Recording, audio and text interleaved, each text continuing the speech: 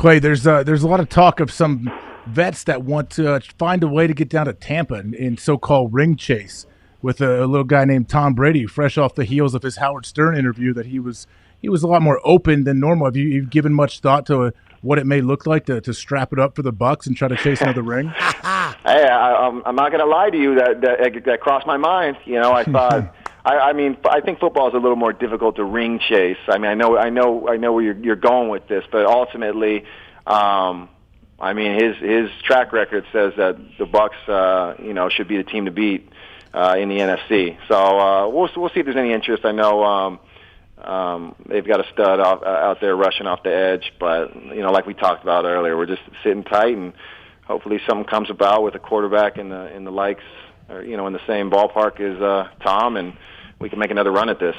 How does that process go, Clay? Your agent will say, hey, here's some teams that are interested, because you're at a whole different stage now. You said it, you're later in your career. You're going to find a good situation, a winning situation. And I think you were going to say while you were answering, and you didn't say it, you held back, which is smart, obviously, because you're starting a shitty contract is what you said. But you were going to say, how does that process look? Your agent will be like, hey, here are some teams we've got interest from. Here are the pros. Here are the cons of each team. Is that how that whole thing will go? Is it more of like a field base? I think it's. I think first and foremost, the first thing you realize in free agency is all 31 teams are intrigued.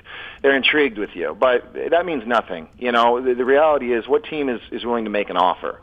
And then once you have an offer on the table, or you agree to, a price you're comfortable with before signing on the dotted line, at least for me, I speak with my father, who's, obviously played in the league and had, some success doing so. I speak with my wife, people close to me, just to, see if it's the right move. Because, I would say deep down, I know what the right decision is, but I want to get the input of the people closest to me, who are going to be a part of this. I mean, because, my wife picks up the slack during the season with the 3 kids, and, she's up in the middle of the night with the kids, taking them to school. And if we were to go to a new city or state, with no friends or anything along the lines, it makes it more difficult for her. And you got to look at the quality of life and living. And AJ, I know you went to Cincinnati, after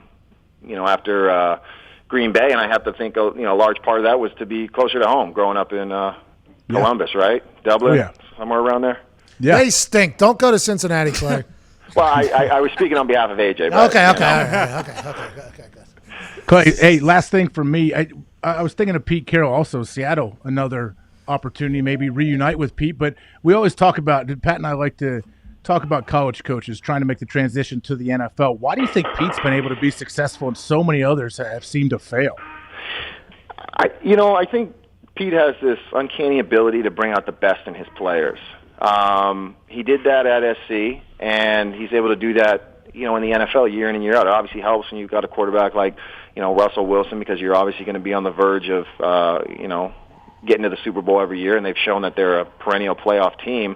And, they're just one game away from, taking it to the next level. But, he's obviously had some good fortune with his draft picks back, when they had the Legion of Boom and everything, hitting on a couple of those mid-rounders. But, I think he's just, he's a coach who appreciates the grind and who, enjoys the game. And he did, there wasn't a day you would catch him in a down mood or where he looked disheveled or distressed. I mean, he always had more energy than players on the team. I think the team, fed off that. So, yeah, he's had, obviously, I think him and Belichick, speaking of the all-decade team, made that all-decade team, and rightfully so.